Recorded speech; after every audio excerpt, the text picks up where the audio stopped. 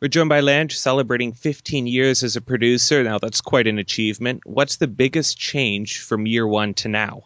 Well, the biggest, I mean, there's so many changes. For me personally, the biggest change is that I'm now traveling the world as a DJ. That wasn't something I was doing in my first year. I was just producing um, in a pretty small bedroom studio, I have to say.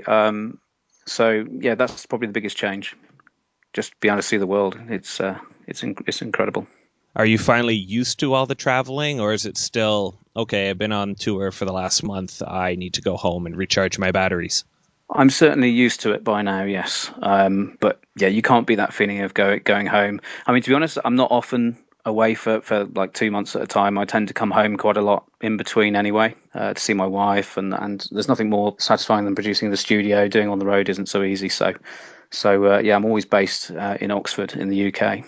Tell us about this Transnation compilation you're mixing for Ministry of Sound, and what can we expect? Any surprises?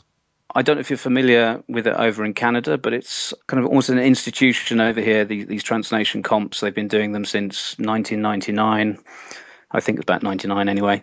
And some great artists have done them above and beyond. Ferry Corsten, Rank One, Andy Moore. And yep, I've been invited to do this. It's like a double CD, two mixes. And I've got lots planned, plenty of new stuff, exclusive stuff from my label as well. A few surprises. There's one remake of an old track of mine as well, which I've been keeping back for this. So it's going to be an interesting project. You've announced your next artist album, We Are Lucky People, to be released in the fall. Would you consider yourself a lucky person? Most definitely, yeah.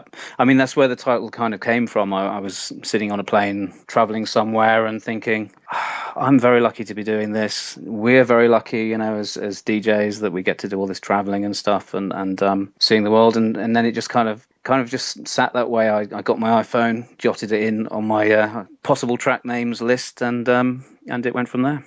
Now, Justin from the Amplified Radio fan page asks, what's your favorite type of cookie? Well, I don't eat that many cookies, but when I do, I suppose just a nice kind of soft, large, flat cookie with some chocolate chips in.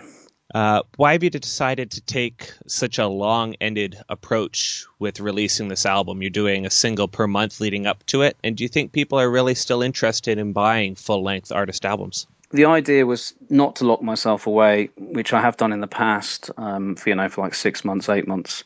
Without much output in the studio from the studio. So I thought this time I'm going to do it differently. How can I do it differently? And I thought it'd be nice to do club mixes, literally share them as I make them through the year. And then towards the end of the year, I'm going to be basically making an album that kind of flows from start to finish, more of a home listening album. So taking elements that perhaps I wanted to develop, but you can't in a club mix format.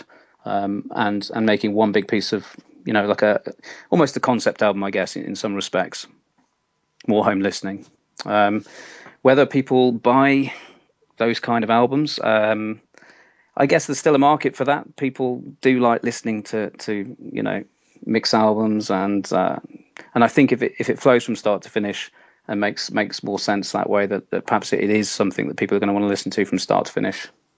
Yeah, I don't know if you get quite the hype around, say, the latest Daft Punk album, but I'm looking forward to it. Yeah, maybe not. What do you like about working with Susanna? Susanna's really fun.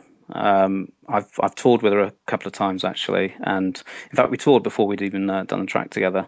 And I did say to her, look, let's get in the studio sometime. Let's do something. So, yeah, she's been really good fun. And yeah, hopefully I'll do another track with her as well. Now, we heard you're looking to possibly return to Canada for a couple gigs. Is there something different here than anywhere else? I wouldn't say there was something different as such, but, it's another key place with a great, vibrant scene and, great crowds. So, yeah, I'm definitely looking forward to returning.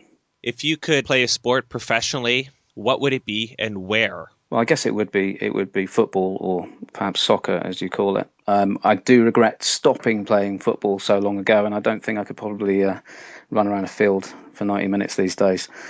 So, yeah, football, and those footballers seem to have all the fun. So, after DJing, maybe football. And who would you be supporting? Well, actually, I don't follow football anymore, I have to say.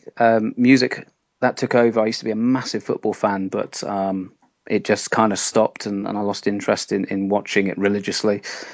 So I don't support anybody at the moment. And I guess with that, if you weren't in the music industry, what do you think you'd find yourself doing? I'd be very lost, to be honest, if I hadn't found music. I'll be honest, I can't think of anything else. I can think of a few things I'd like to do as a backup career, possibly porn star, but I'm not sure I'm qualified. Well, thank you so much for all the time chatting with us, and we will hopefully see you on the decks and maybe not on a video or so, personally. Yeah, I look forward to